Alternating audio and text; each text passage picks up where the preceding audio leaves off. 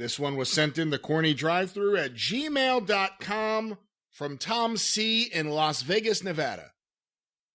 I believe I've heard Jim speak before about his dislike for the buckle bomb move that has injured many wrestlers, most notably ending Sting's in-ring career.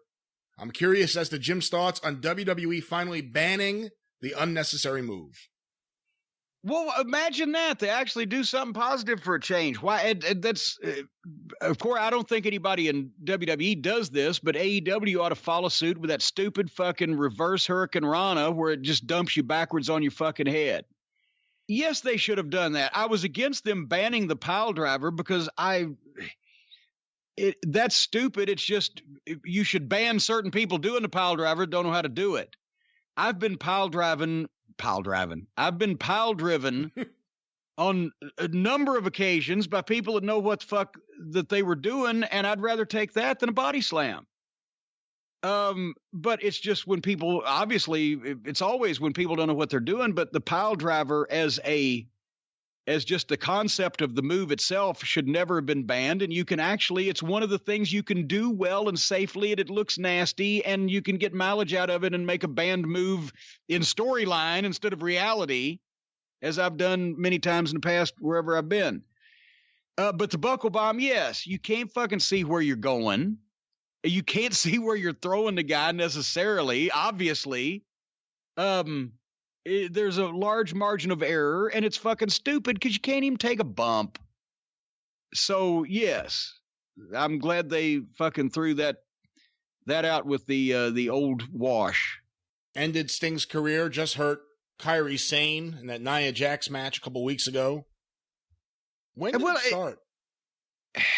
I think that's one of those, mid-2000 era Ring of Honor things, or just indie wrestling things in general. When they were, concentrating on spots and making a bunch of stuff up, people started doing that, I believe.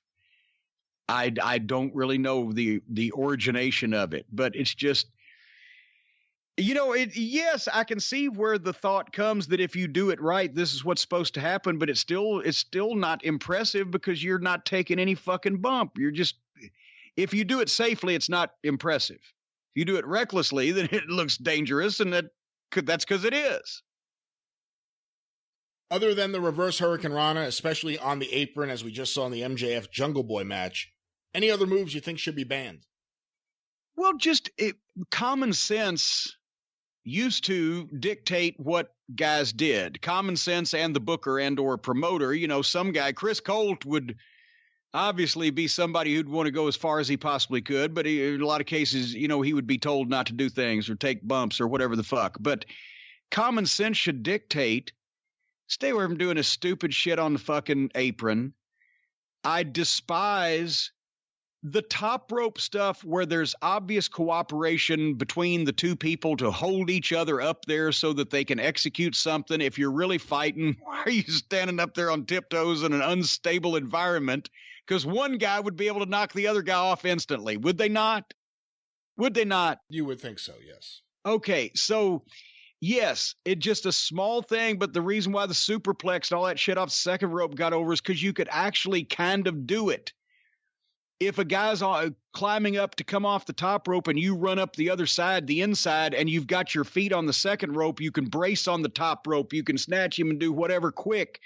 But now they come up with this overly contrived shit off the very tippy top, both of them, just so it can be a bigger bump, but it's already phony by the time they get there because you can see they're cooperating, so it means nothing. So I would ban anybody both getting on the top rope at the same time unless we had the second coming of, fucking Sayama and Billington, for fuck's sake.